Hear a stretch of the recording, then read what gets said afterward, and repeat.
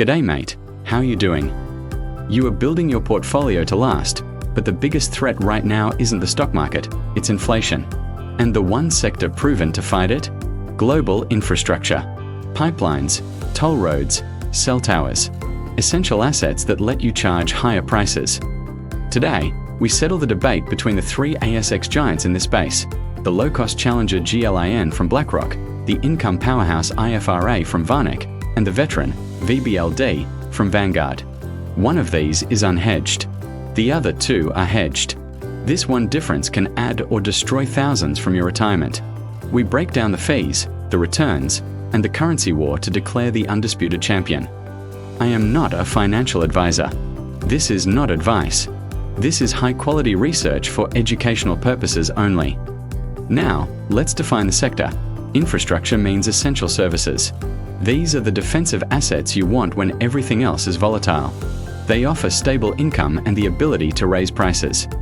We are comparing funds from the big three: BlackRock, VanEck, and Vanguard. Let's look at the basic facts. First, GLIN from iShares. The newcomer, the cost killer. Fee, just 0.15%. Second, IFRA from VanEck.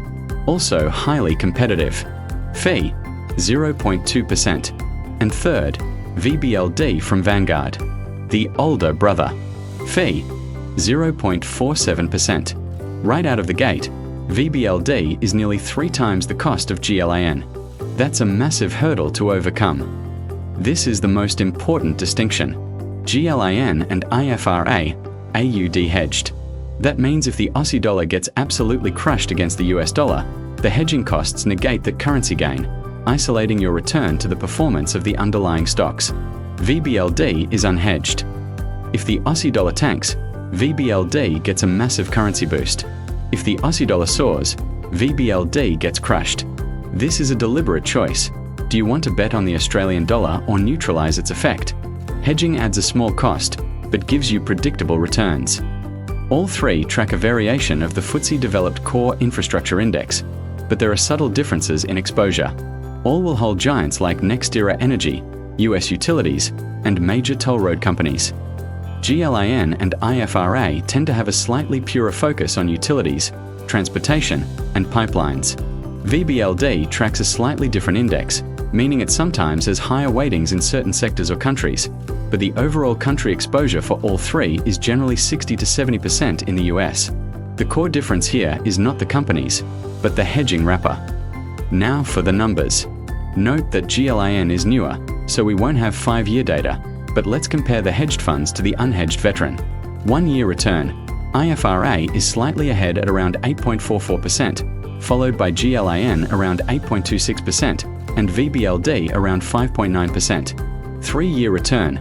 IFRA at 7.56%, with VBLD at 7.78%. The hedging made a huge difference here. 5-year return. IFRA at around 7.41%, compared to VBLD at 9.38%. Dividend yield. IFRA and VBLD typically hover between 2.5% to 3.5%, though this fluctuates based on currency and performance. The evidence is clear. VBLD is a solid fund, but its 0.47% fee and unhedged status place it at a severe disadvantage against its peers in recent years. The winner is between GLIN and IFRA. IFRA has the longer track record and superior 5-year return, proving its strategy works. However, GLIN's management fee of 0.15% is simply too good to ignore. Over 30 years, that 0.05% difference will compound massively. My verdict: for ultimate efficiency and long-term compounding, I would narrowly choose the low-cost champion, iShares GLIN. But if you're looking for the track record, stick with IFRA. Do you agree with the verdict? Are you a GLIN investor, or do you prefer the older Vanguard trust? Let me know in the comments below. Don't forget to like this video and subscribe so you don't miss our next video.